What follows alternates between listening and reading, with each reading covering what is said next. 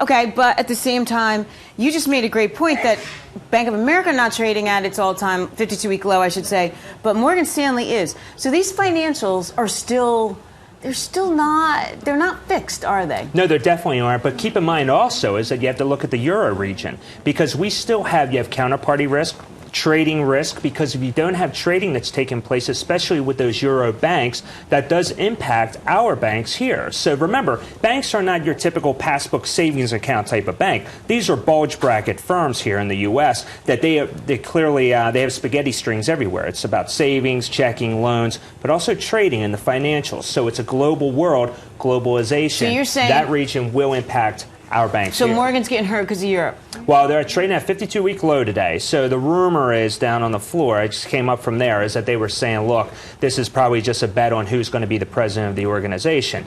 With that said, who cares? I mean, it doesn't justify the stock selling off over 4% not even a little. today. And just so everybody understands, John Mack stepping down. Right. Finally, we knew this was happening, though he was chairman. Right. Had the role of chairman, and now he's finally hanging it up. And poor guy's had a long career. He deserves it. Absolutely.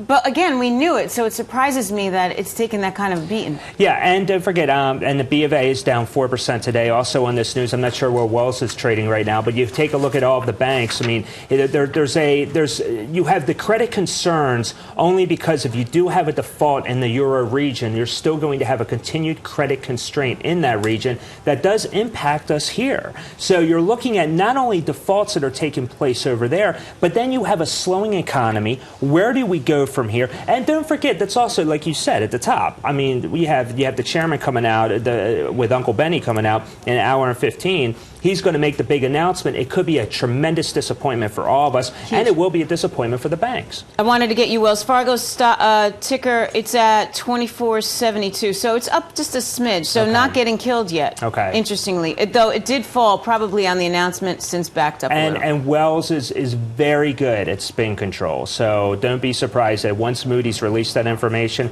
within 30 minutes they had something right out there. And big mortgage company though, so a lot of mortgages, a lot of hinging on all that. And mortgages that are not the toxic variety either. I mean, keep that in mind, too. Wells Fargo is one of the better banks here. Even Bank of America was as well. For some reason, though, they decided to inject themselves with poison by taking over Countrywide or buying them out. Right, no one will understand that, too. Yeah, exactly. So Wells never really put themselves in that vulnerable position. So for them to be downgraded is quite interesting because you have to wonder, are we talking about commercial loans that are in trouble? I mean, what's the justification? I haven't seen Moody's report yet, but I haven't I'm sure either, we'll hear actually. a little bit about it. And we're still just only getting headlines. You know, it's interesting you say just to talk about Countrywide. When I got my first mortgage. Yeah, I love this story, by the way. Did I tell you the story? Yeah, it was practically out of the back of a truck. Yeah. I mean, a car. The guy in purple shoes said, "How much do you want?" Wanted to give me $1 million. I was like, "No." Yeah. No, nothing. No proof. No, I don't even know if he had my last name on paper. Yeah. And I could have gotten anything I wanted. Anything. Just name the amount. But I mean, isn't that crazy? It's anecdotal, but clearly there was no. And Tracy, you have a good job. You're a very responsible person. You're very intelligent. And I did back then, but I certainly did not make a lot of money. But you knew what you were getting yourself into, totally. so you can imagine what 90% of the others that went and bought those, they took over those loans. I mean, these are, keep in mind, in America, the historic home ownership rate is 64%. 64% of the population owns homes. Right. Right now, that stands at 66.5%. It was up to 68%. You had 4 percentage points more there of people that were probably qualifying for these loans, thus going through a Countrywide that should have never have had a loan to begin with. It's a great point. All right, now what's really interesting to me, and I'm pulling this up too right now, is Apple. Yeah. Apple keeps hitting all-time highs. Yeah. And yet it's on your list. Yeah. But listen. Here, almost $419. Okay. We talked about this yesterday because it was breaking news. The feeling was that the iPhone 5 was going to be introduced today. So after I saw you yesterday, I ended up getting a call, and then the rumor started that Apple was going to be included within the Dow 30.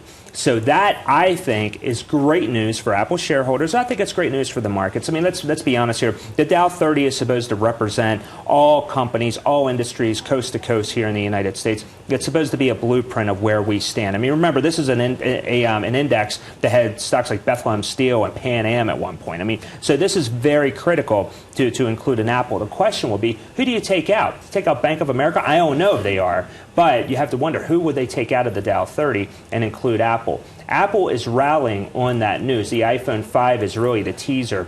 But the real thing down on the floor of the exchanges, they're feeling that Apple will be included in the Dow 30 sooner than later.